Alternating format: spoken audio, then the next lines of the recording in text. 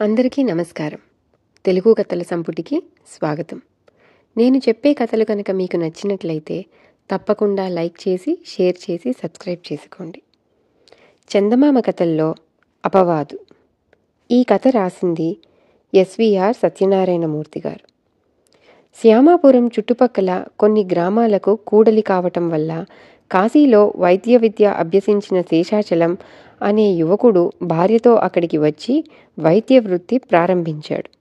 ఒకనాడు కొందరు గ్రామస్తులు చెట్టు మీద నుంచి పడిన బాలుడినొకణ్ణి శేషాచలం వద్దకు తీసుకువచ్చారు. వాడికి బాగా దెబ్బలు తగిలినందున అప్పటికి ఎంతో రక్తస్రావం జరిగిపోయింది. శేషాచలం వాడి ప్రాణాలు కాపాడలేకపోయాడు. 4 రోజుల తరువాత ఒక వృద్ధుడికి హఠాత్తుగా ధనుర్వాతం కమ్మి పడిపోగా బంధువులు అతన్ని శేషాచలం దగ్గరకు మోసుకొచ్చారు. శేషాచలం ఎన్ని మందులు వాడినా లాభం లేక ఆ వృద్ధుడు 2 రోజుల తరువాత చనిపోయాడు. ఇలాంటిదే మరొక యువకుడి విషయంలో కూడా జరిగింది. శేషాచలం వృత్తి ప్రారంభించిన నెల రోజుల్లోనే అతడి దగ్గరకు వైద్యానికి వచ్చిన 3 ఈ విధంగా చనిపోవటంతో గ్రామస్తులు శేషాచలం చేతి మాత్ర వైకుంఠ యాత్ర అని చెప్పుకోసాగారు. ఇక తన దగ్గరకు వైద్యం కోసం ఎవరూ రారని తేలేక శేషాచలం మరొక చోటకు పోయే ప్రయత్నంలో ఉండగా అతడి పొరుగింట్లో కాపురం ఉండే కాంతమ్మ అనే ఆవిడకు హఠాత్తుగా విపరీతమైన కడుపు నొప్పి వచ్చింది.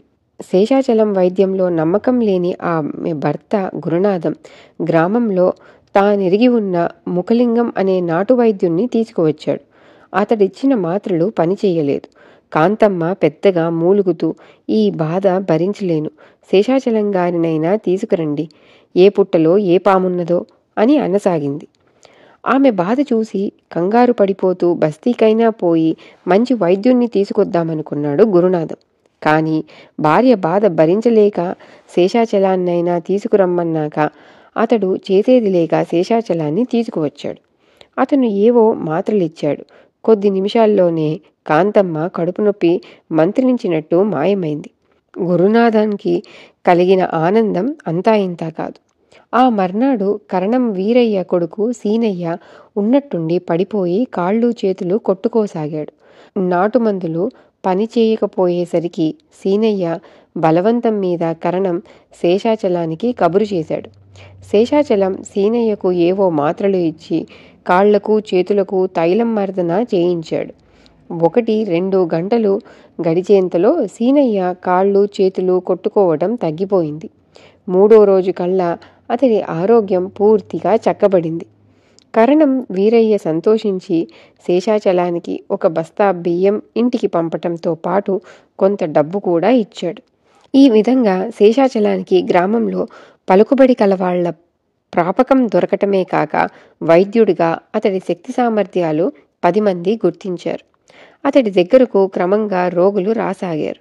వాళ్లకు తగిన చికిత్స చేసి ఆరోగ్యవంతుల్ని చేస్తూ శేషాచలం కొద్ది కాలంలోనే ఆ గ్రామంలోనే కాక పొరుగు గ్రామాల్లో కూడా గొప్ప వైద్యుడిగా పేరు సంపాదించాడు. శేషాచలానికి వైద్యం తెలియదన్న అపవాదు పోగొట్టడానికి గురునాథం భార్య కాంతమ్మ, కరణం కొడుకు సీనయ్య ఆడిన నాటకం వాళ్లకు తప్ప మరెవరికీ తెలియదు. మొదట్లో చనిపోయిన 3 పరిస్థితి బాగా విషమించాక శేషాచలం దగ్గరకు రావటం జరిగింది. ఆ సంగతి గుర్తించని మూఢ విశ్వాసాలు గల గ్రామస్తులు అతడికి వైద్యం బాగా తెలియదని, హస్తవాసం మంచిది కాదని అనుకోవడం జరిగింది. కాంతమ్మ సీనయ్య పినతల్లి కూతురు. వాళ్ళు చిన్నప్పుడు ఒక బంధువు దగ్గర గళ్ళపట్టు అభ్యాసం చేశారు. గళ్ళపట్టు అంటే నోట్లో వేసుకున్నవి గొంతులో చాలాసేపు ఉంచుకొని ఆ తరువాత పైకి తీయటం. ఈ విద్య ప్రయోగించి కాంతమ్మ లేని కడుపు నొప్పి నటించి నాటు వైద్యులు తనకు ఇచ్చిన మాత్రలు మింగకుండా ఊరుకున్నది. సీనయ్య కిందపడి కాళ్ళు చేతులు కొట్టుకోవటం కూడా అంతే. ఈ విధంగా మూఢ విశ్వాసాలు లేని సీనయ్య కాంతమ్మ సాయం కూడా తీసుకొని తన గ్రామాన్ని నాటు వైద్యుల బారి నుంచి కాపాడటమే కాక వైద్యశాస్త్రం బాగా తెలిసిన వాణ్ణి తన గ్రామం వదిలిపోకుండా చేయగలిగాడు. ఇది కథ. తిరిగి ఇంకో చందమామ కథతో మళ్ళీ కలుద్దాం. అంతవరకు సెలవు.